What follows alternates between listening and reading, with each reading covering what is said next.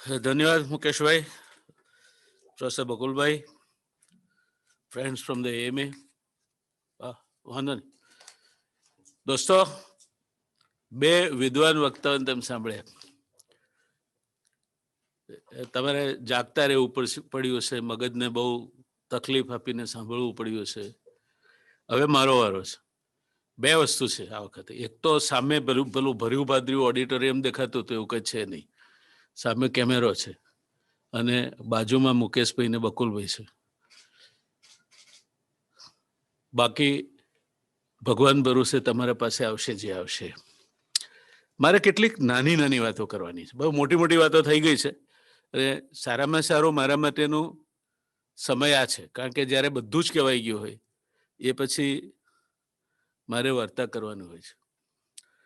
દોસ્તો, 2021-22નું બજેટ 1 ફેબ્રુઆરી રજૂ થયું. આ દિવસ જ એક વિશિષ્ટ દિવસ હતો. આનંદના સમાચારનો દિવસ હતો. કોરોના કાળ જેણે અર્થવ્યવસ્થાની કમર તોડી નાખી, તેમાં 31મી જાન્યુઆરીએ કોઈ જ મૃત્યુ નોંધાયું નહોતું. 22 માર્ચના રોજ ગુજરાતમાં પ્રથમ મોત થયું કોરોનાથી, 22 માર્ચ 2020. 5 મેના રોજ સૌથી વધારે એટલે કે 49 મૃત્યુ થયા. 1 ફેબ્રુઆરી સુધીમાં 4,387 મૃત્યુ થયા અને 31મી જાન્યુઆરી બાદ જેને આપણે કહીએ વળતા પાણી થયા, એમ કેસની સંખ્યા 400થી નીચે ગઈ. ધોરણ 10 અને 12 બાદ 1 ફેબ્રુઆરીથી ગુજરાતની સ્કૂલોમાં ધોરણ 9 અને 11ના વર્ગો પણ શરૂ થયા. 10 મહિના બાદ દેશમાં 100% ક્ષમતા સાથે સિનેમાગૃહો શરૂ થયા. ગુજરાતમાં સ્થાનિક સ્વરાજની સંસ્થાઓની ચૂંટણીઓ માટે કાઉન્ટડાઉન શરૂ થયું. મહાનગરપાલિકાની ચૂંટણીઓના ફોર્મ ભરવાના શરૂ થયા. 1 ફેબ્રુઆરીથી કર્ફ્યુના સમયમાં ઘટાડો થયો. હવે રાતના 11 વાગ્યા સુધી આપણે માલી શકીશું, સવારના 6 વાગ્યા સુધી. 11 થી 6 કર્ફ્યુ, બાકીનો સમય જલસા કરો. જાન્યુઆરી 2021 સતત ચોથો મહિનો છે જ્યારે જીએસટી કલેક્શન મહિને 1 લાખ કરોડથી વધારે રહ્યું છે. વિશ્વ આરોગ્ય સંસ્થા WHO ની ટીમ રવિવારે વુહાન પહોંચી, જ્યાં કોરોના વાયરસ પહેલો વળ્યો હતો. એ ફૂડ માર્કેટમાં તપાસ કરવા માટે ગઈ છે. આને કહેવાય કે ઘોડો ભાગી ગયા પછી તબેલાને તાળા મારવા. 12 દિવસ પહેલા જગતની તાકાતવાર લોકશાહીમાં સત્તા બદલાઈ. આપણા લાડીલા ટ્રમ્પ ગયા અને જો બાઇડન, ટ્રમ્પને આવજો કહ્યું અને બાઇડનને આવ કહ્યું. સાથે કમલા હેરિસ પણ કહેવાય છે ભારતીય મૂળના છે. એ 12 દિવસ પહેલા જ જગતની આ તાકાતવર લોકશાહીમાં સત્તા બદલાઈ. સમગ્ર દેશની જેના પર નજર છે એ ખેડૂત આંદોલનને 60 દિવસ થયા દોસ્તો, એટલે 2 મહિના. આ બધા માહોલ વચ્ચે નિર્મલા સીતારમણે બજેટ રજૂ કર્યું અને એ પરિસ્થિતિમાં અર્થવ્યવસ્થા ઉપર જઈ રહી છે, કોરોના કાબુમાં છે. એ બે મોટી રાહત અને ખેડૂત આંદોલન હજુ સમેટાવાની કોઈ નિશાની નથી, તેની ચિંતા. એના તમે પેલો સ્વોટ એનાલિસિસ કરો તો આવું કહી શકાય. નિર્મલા સીતારમણે બજેટ રજૂ કર્યું ત્યારે મારે તમને પ્રશ્ન પૂછવો છે કે 2020માં આપણી વાટ લાગી ગઈ, કોરોના આવ્યો અને કોરોનાના કારણે અર્થવ્યવસ્થાની કમર ભાગી ગઈ, લોકડાઉન આવ્યું, મોટા પાયે પરપ્રાંતીય મજૂરોનું સ્થળાંતર થયું. આ 2021માં ચાલુ રહ્યું હતું. એટલે આ બજેટમાં જો કોઈ પહેલો મોટામાં મોટો ફેક્ટર હોય ને તો કોરોના કાબુમાં આવ્યો તે છે. અને ડૉક્ટર સ્વામિનાથન અંકલેશ્વરિયા આયરે બહુ સાચી વાત કહી છે કે એકમાત્ર તમારે જો પ્રોત્સાહન આપવું હોય અર્થવ્યવસ્થાને બેઠી કરવા માટેનો બુસ્ટર ડોઝ, તો everybody should be vaccinated in 2021. આ મોટામાં મોટું તમે આ અર્થવ્યવસ્થાને દોડતી કરવા માટે કોઈ ચિંતા નહીં કરવાની. તમારે ફિસ્કલ ડેફિસિટ જાય, સૂઈ જાય, કરંટ એકાઉન્ટ ડેફિસિટ એના ઘેર જાય. આ બધી ડેફિસિટ, બધા આંકડા એ ધડાક કરતા નોઝડાઈવ કરે જો કોરોના ચાલુ રહેતો. જેમ ઇંગ્લેન્ડમાં કોરોનાનો બીજો રાઉન્ડ આવ્યો, અમેરિકામાં હજુ કોરોના પીડી રહ્યો છે, એમ હોપફુલી આપણે ત્યાંથી કોરોના ગયો છે એવું માનીએ છીએ આપણે. અને એટલે this is an economy of people who believe that they are liberated of the clutches of corona. આનું મોટામાં મોટું રહસ્ય આ છે. જો આ કોરોના ચાલુ રહ્યો હોત ને તો આ બધા આંકડા આમ તેમ ઉથલપાથલ કરીને આપણે ઊંધા લટકાવી દેતે તો પણ અર્થવ્યવસ્થા એ જે રીતે નોઝડાઈવ કરતી હતી એ રીતે જ નોઝડાઈવ કરત. That is called an invisible hand. એટલે આ બજેટમાં જો કોઈ મોટામાં મોટો ફેક્ટર હોય which has helped the finance minister, that is that invisible hand, that vaccine, that something that brought corona under control. બીજું, આપણે રાજીના રેટ થઈ ગયા, શેર બજાર જમ્પ કરવા માંડ્યું. શેર બજાર કઈ મંદીમાં હતું? ના. થોડા અઠવાડિયા પહેલા તો આપણે 50,000 સેન્સેક્સ ટચ કર્યો, એના વધામણા કર્યા હતા, અને પછી એ પડ્યું 2,500 પોઈન્ટ નીચે પડ્યું. પડે એટલે શેર બજાર બજેટના કારણે વધ્યું છે એવું કોઈ કહેતું હોય તો હું માનવા તૈયાર નથી. બજેટ આવવાનું હતું એના કારણે ઘટ્યું હતું, પાછું આવ્યું. સ્પ્રિંગ ઉપર તમે વજન મૂકો અને પછી લઈ લો તો સ્પ્રિંગ ઉઠલે. આ શેર બજારની જે રિએક્શન છે એ પેલો જે એને ભય શું હતો કે કોરોના સેસ આવશે, નહીં આવ્યો, મજા થઈ ગઈ. ત્યાર પછી બીજો ભય હતો કે એસ્ટેટ ડ્યુટી અને હાઈ નેટવર્થ ઇન્ડિવિજ્યુઅલ પર ટેક્સ આવશે, તે પણ નહીં આવ્યો. એટલે સરવાળે શેર બજાર માટેનું એક બે વ્યાખ્યા છે. એક તો the stock market is the barometer of any economy occasionally, પણ stock market reacts on hope or fear which is more realistic a thing. અમેરિકામાં સત્તા બદલાય અને જો તોફાનો થઈ ગયા હોત તો આપણું સ્ટોક માર્કેટ ભૂસ કરતું ભાગી પડ્યું. કારણ કે we are in a globalised economy. અને એટલે આ જે નાણાં વધારાનો ટેક્સ નહીં નાખીને કોવિડ સેસની અપેક્ષા હતી તે નહીં લાવીને નિર્મલા સીતારમણે બજેટમાં કેટલીક સારી સારી વાતો કરી. એ બંધ ઉત્પાદન ચાલુ થાય, બજારમાં ખરીદી ચાલુ થાય, એ પરિપ્રેક્ષમાં જોવું જોઈએ. જે ઉત્પાદન ચાલુ તો છે જ, જે ઓર્ગેનાઇઝ સેક્ટર છે, મોટા મોટા ઉદ્યોગો છે, જ્યારે આપણે બધા નોઝ ડાઈવ કરતા હતા ત્યારે કોઈ એ નહીં કહ્યું કે એક આપણા દેશના ઉદ્યોગપતિ દર કલાકે 90 કરોડ રૂપિયા કમાતા હતા. એટલે અર્થવ્યવસ્થાને આખી લૂણો નહોતો લાગ્યો. નાનો મધ્યમ એ વર્ગની તકલીફ હતી. આ દેશમાં 1% લોકો પાસે 58% સંપત્તિ છે, એને કોરોના નો કોરોના કઈ જ ફરક નથી પડતો.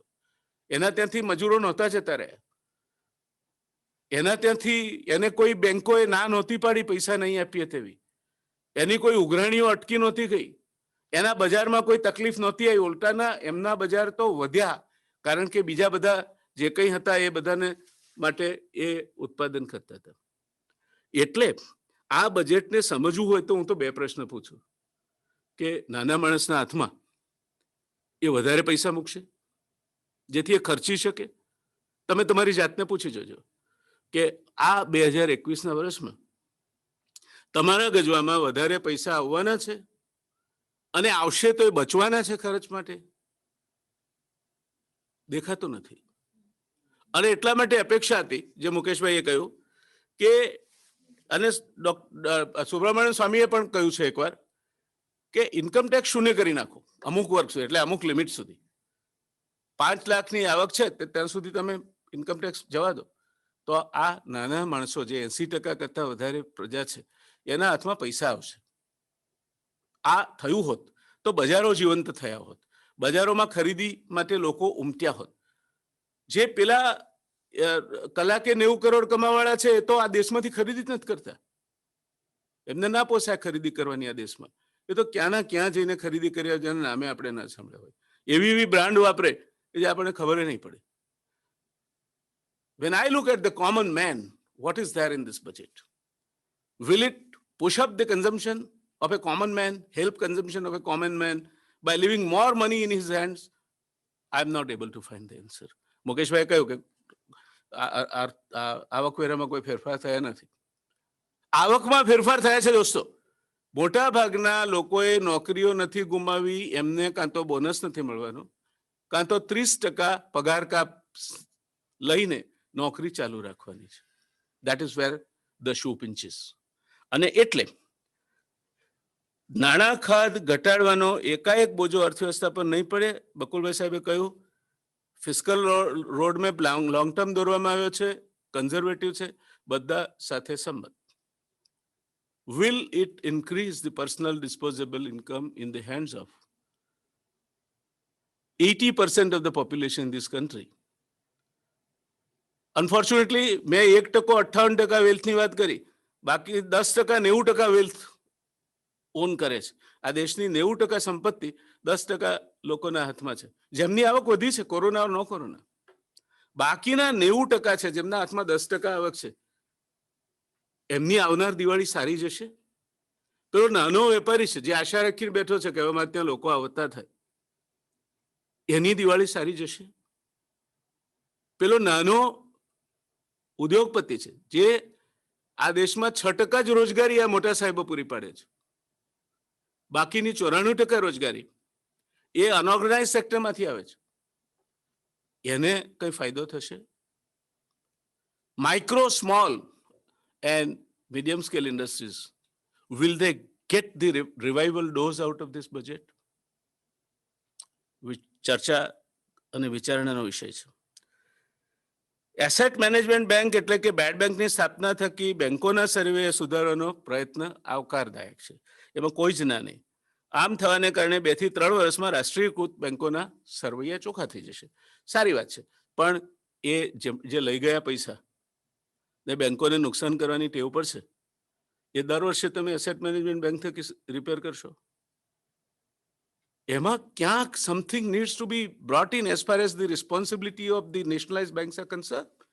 16.5% રિઝર્વ બેંકના ફાઇનાન્શિયલ સ્ટેબિલિટી રિપોર્ટ પ્રમાણે 16.5% એનપીએ થાય. હજુ એમાં પણ હું માનું છું કે કંઈક પેડિંગ છે. હજુ પેલા જે ડિફર્ડ પેમેન્ટ છે એને એનપીએમાં લીધા કે નહીં એ રિઝર્વ બેંક ઓનલી નોઝ. તો તમારા 17-18% તમારા એનપીએ થઈ જાય અને reserve bank as a regulator એના ઉપર બેઠા છે રિઝર્વ બેંક વાળા, એમનું ઓડિટ આવે છે, વાર તહેવારે એ લોકો ફતવા જાહેર કરે છે. તો આ 17-18% આના એનપીએ પહોંચ્યા કોના પૈસા છે? This are also tax payers hard earned money.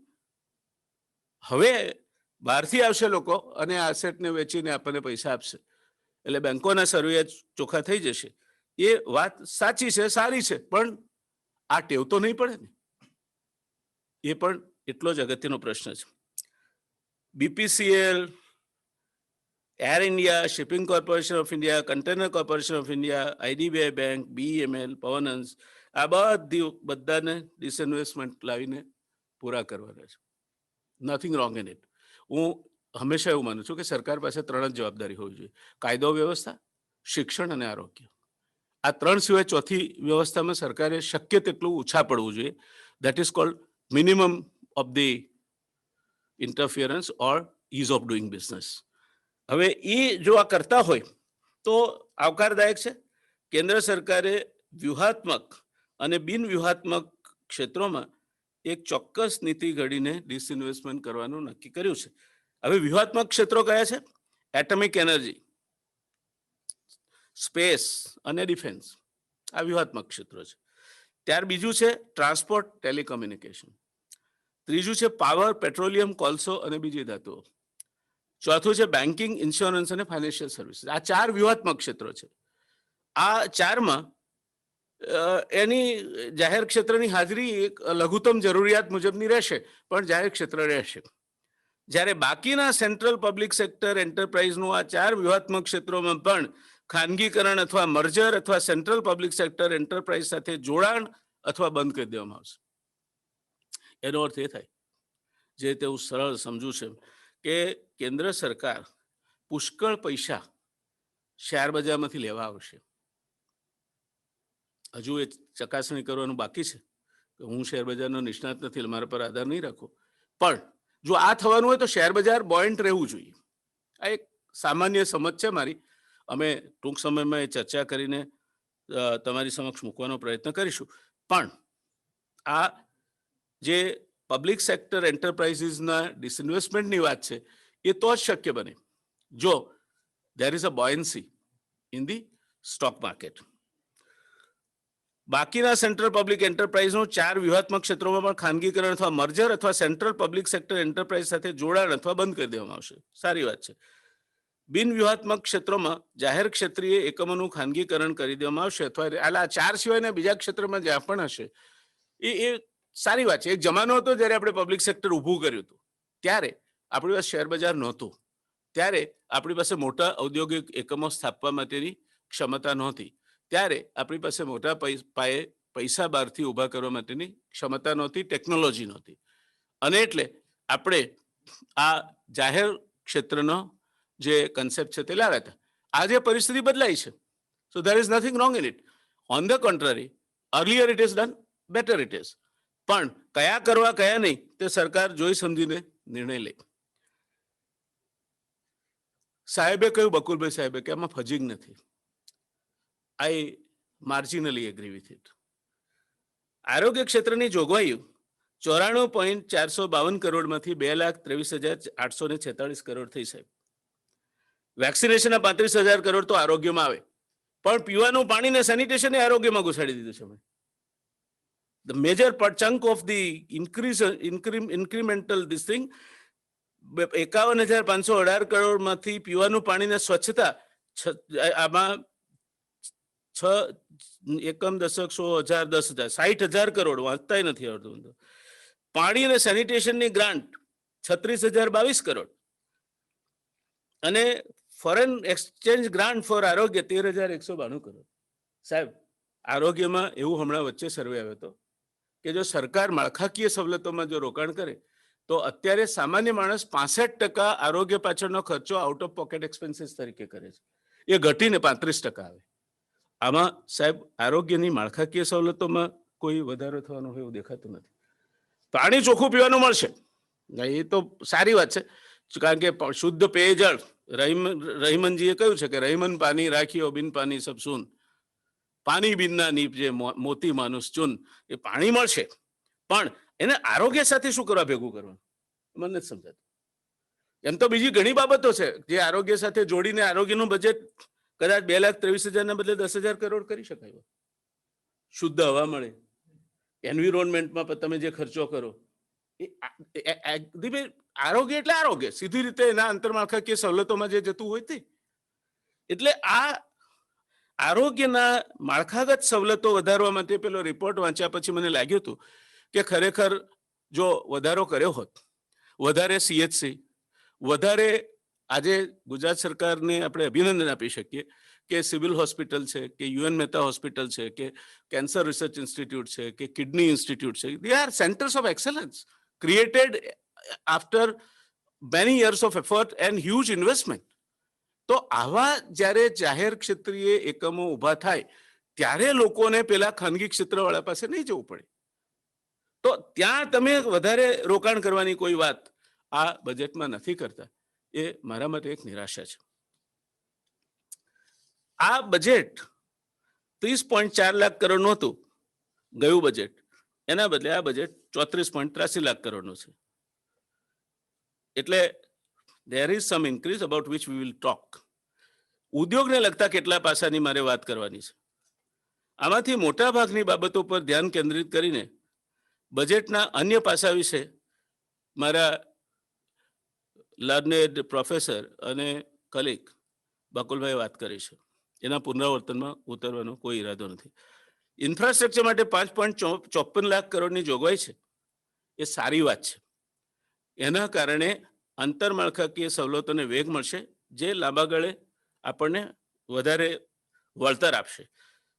પરિણામે શ્રમિકો તેમજ એ માટે જરૂરી સિમેન્ટ, સ્ટીલ જેવો કાચો માલ, ઈંટો, આ બધી જે કંઈ સામગ્રી જતી હોય એમાં પણ બજાર ઊભું થશે.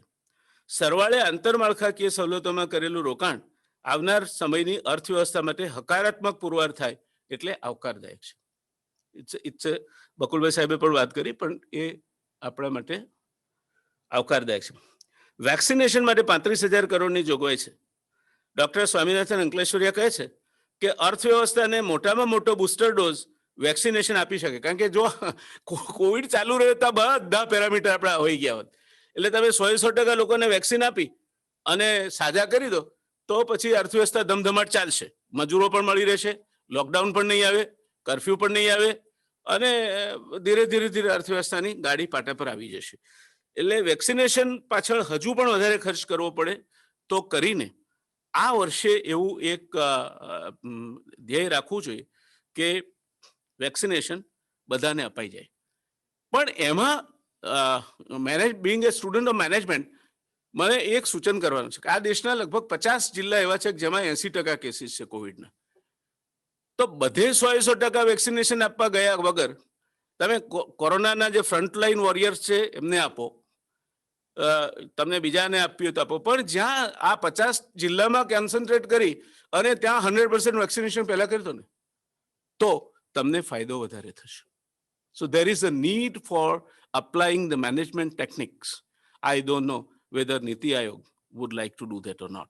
પણ હું એવું માનું છું કે આ 50 જિલ્લાને તમે 0 કરી દો તો 80% તો તમારો પ્રોબ્લેમ મટી જશે. અને એ કરવાનું તમારે ઉદ્દેશ્ય રાખવો જોઈએ.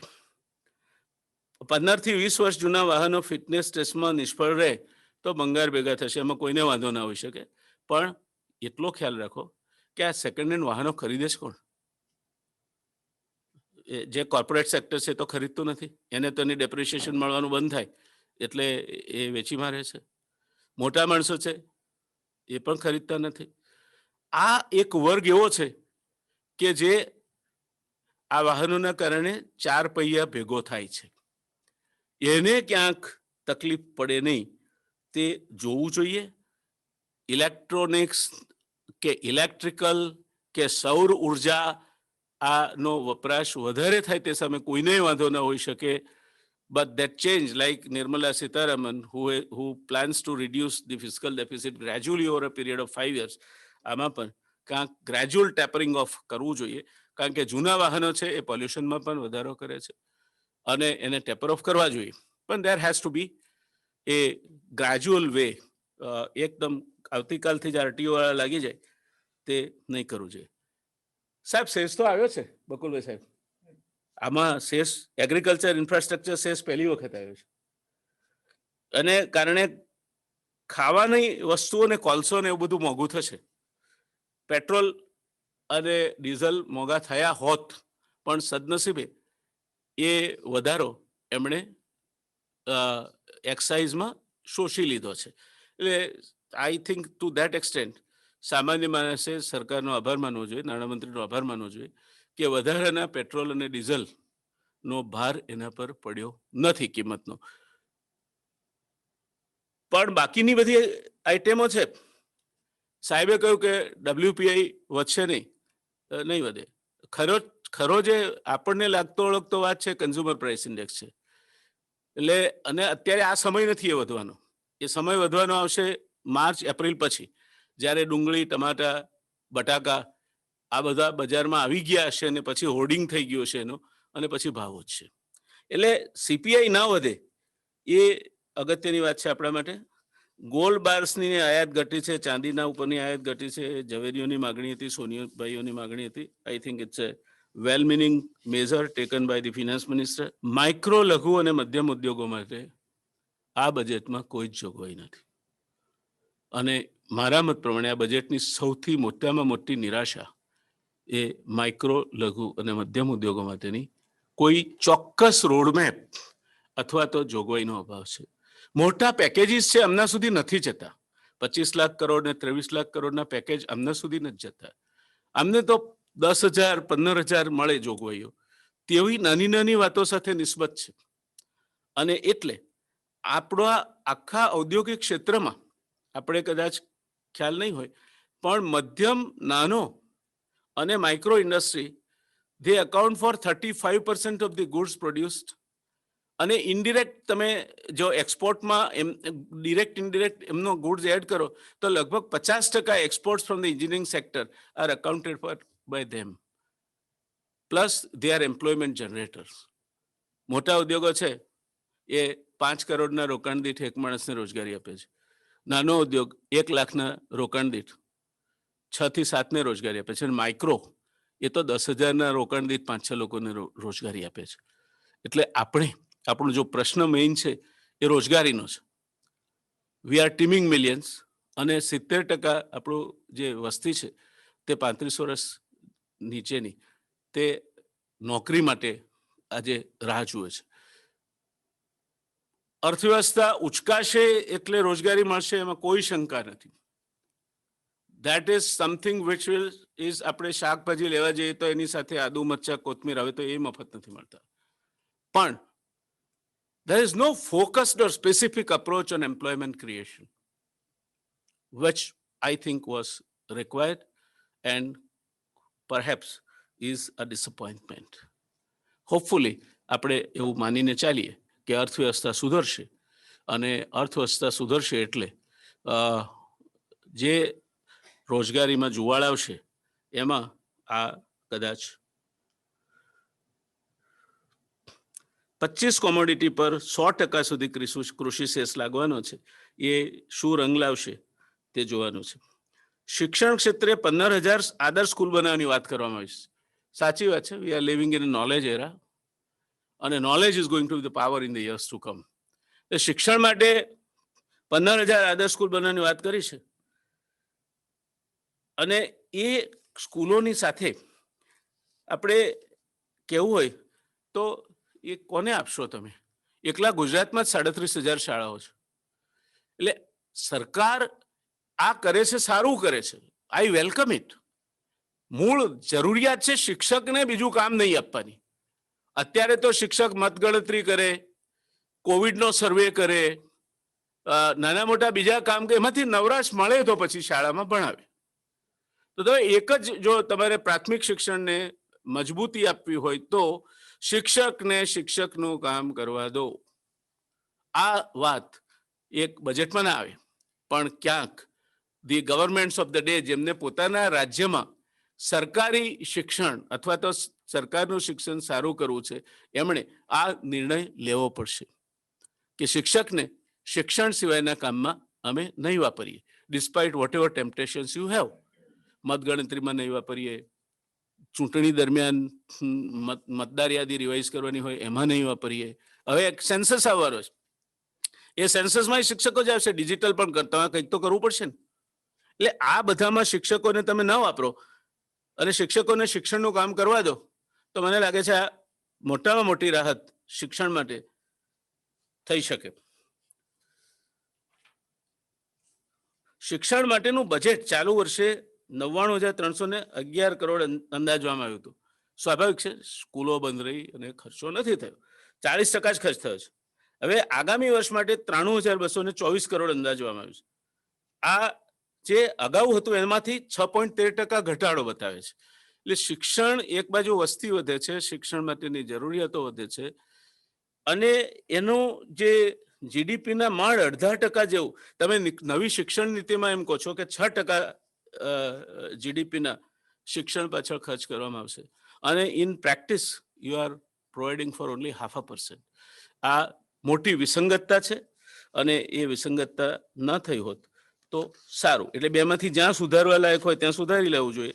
શિક્ષણ નીતિમાં કાં તો કહેવું જોઈએ કે 1%થી વધારે નહીં ખર્ચો કરીએ ને કાં તો અહીં સુધારી લેવું જોઈએ કે 6%થી વધારે ખર્ચો કરો છો. ખેતી અને કિસાન મંત્રાલય માટેનું ચાલુ વર્ષના બજેટમાં 1.34 લાખ કરોડ બજેટ હતું. એટલે આજના વર્ષમાં એ ઘટીને 1.16 લાખ કરોડ થશે. એટલે આવતા વર્ષે 1.23 લાખ કરોડ થશે.